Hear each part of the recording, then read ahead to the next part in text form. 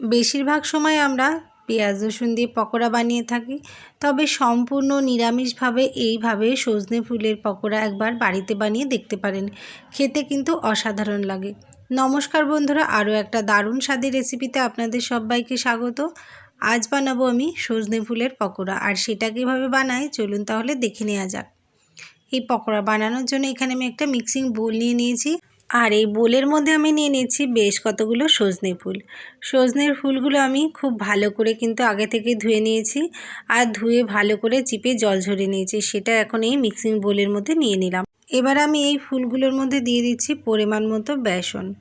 যতটুকু আমার এই ফুলের পকোড়া বানানোর জন্য প্রয়োজন সেইটুকু আমি আন্দাজ করে দিয়ে দিলাম। এখানে আমি দিচ্ছি প্রায় এই 5-6 চামচ মতো বেসন। আর বেসনটা দেওয়া হয়ে গেলে আমি দিয়ে দেব 2 চামচ মতো কর্নফ্লাওয়ার। কর্নফ্লাওয়ারের বদলে আপনারা এখানে চালের গুঁড়োও ইউজ করতে পারেন। যদি কোনো সময় কর্নফ্লাওয়ার না থাকে তবে চালের গুঁড়ো থাকলে সেটা দিয়ে দিতে পারেন।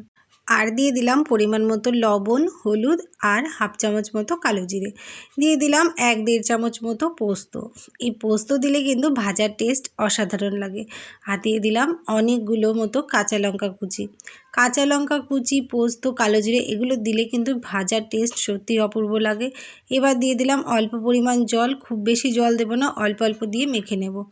দেখুন কত সুন্দরভাবে মাখা হয়ে গেছে। আর এইভাবে কিন্তু একটু নরম নরমভাবে মেখে নিতে হবে।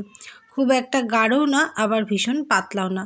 বেশি পাতলা হয়ে গেলে আবার কিন্তু ভাজা যাবে না, কড়াইয়ের মধ্যে ছড়িয়ে যাবে। এইভাবে মিডিয়াম গাঢ় ঘনত্বে একটু নরম নরমভাবে বানিয়ে নিতে হবে, যেইভাবে আমি দেখাচ্ছি।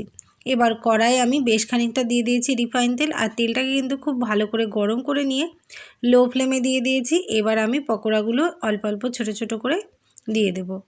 দুপুরবেলায় গরম গরম ডাল ভাত লেবুর সাথে এমন যদি টেস্টি টেস্টি পকোড়া থাকে তাহলে কিন্তু আর অন্য কিছু খেতে মন চাইবে না।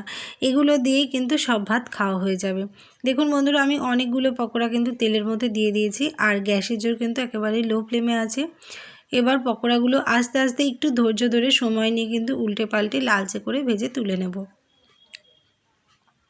এক পাশটা ভাজা হয়ে গেছে, কিছুক্ষণ পর কিন্তু আমি আর এক পাশ উল্টে দিচ্ছি। এইভাবে কিন্তু লো ফ্লেমে দিয়ে বড়াগুলো ভেজে নিতে হবে, মানে পকোড়াগুলো ভেজে নিতে হবে, তাহলে বাইরেটা আর ভেতরটা সুন্দরভাবে ভাজা হয়ে যাবে, আর পকোড়াগুলো খেতেও কিন্তু বেশ ভালো লাগবে। এবার তেলটা ছেঁকে কিন্তু আমি পকোড়াগুলো তুলে নিচ্ছি কড়াই থেকে। এইভাবে পকোড়াগুলো তুলে নেওয়ার পরে বাকি পকোড়াগুলো কিন্তু আমি তেলের মধ্যে অল্প অল্প করে দিয়ে ভেজে তুলে নেব।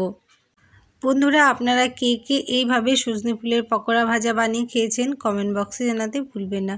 আর কেউ যদি এই পকোড়া ভাজাটা না খেয়ে থাকেন এখনও পর্যন্ত, তবে অবশ্যই একবার এইভাবে বানিয়ে দেখবেন। খেতে কিন্তু সত্যিই অসাধারণ লাগে, আর একবার খেলে কিন্তু বারবার খেতে মন চাইবে, এতটাই টেস্টি হয় এই পকোড়া ভাজাটা। এই পাশটা কিন্তু ভাজা হয়ে গেছে। এবার আমি পকোড়াগুলোকে উল্টে দেব আস্তে করে, একটু সাবধানে। এক পাশ ভাজা হয়ে যাওয়ার পরে আমি আর এক পাশ কিন্তু দেখুন সুন্দরভাবে আস্তে করে একটু সাবধানে উল্টে দিয়েছি। এবার ওই পাশটা একটু ভাজা হয়ে গেলে তারপর পকোড়াগুলো কড়াই থেকে আমি তুলে নেব, তেলটা ভালো করে ছেঁকে। পকোড়া ভাজাটা আমি কিছুক্ষণ পর আবার দেখাচ্ছি, মানে কিছুটা সময় পরে দেখাচ্ছি। খুব সুন্দরভাবে ভাজা হয়ে এসেছে পকোড়াগুলো, আর এই পকোড়াগুলো কিন্তু সেমভাবেই তেল ঝরিয়ে আমি তুলে নেব। দেখুন বন্ধুরা, সমস্ত পকোড়াগুলো কিন্তু আমার ভাজা কমপ্লিট হয়ে গেছে, আর আমি খুব ভালো করে তেল ঝরিয়ে পকোড়াগুলো কড়াই থেকে তুলে নিয়েছি, আর একটি পাত্রে পরিবেশন করে দিয়েছি। এই পকোড়াগুলো দেখতে যতটা সুন্দর লাগছে, এগুলো কিন্তু খেতে ঠিক ততটাই টেস্টি আর সুস্বাদু। সজনে ফুলের এই পকোড়া ভাজা রেসিপিটা যদি কেউ বাড়িতে বানিয়ে থাকেন কমেন্ট বক্সে জানাতে ভুলবেন না। আর এই রেসিপি ভিডিওটা কেমন লাগলো সেটাও কিন্তু কমেন্টের মাধ্যমে অবশ্যই জানিয়ে দেবেন। সকলে ভালো থাকুন, সুস্থ থাকুন। আবার আসবো নতুন কোনো রেসিপি ভিডিও নিয়ে। ধন্যবাদ সবাইকে।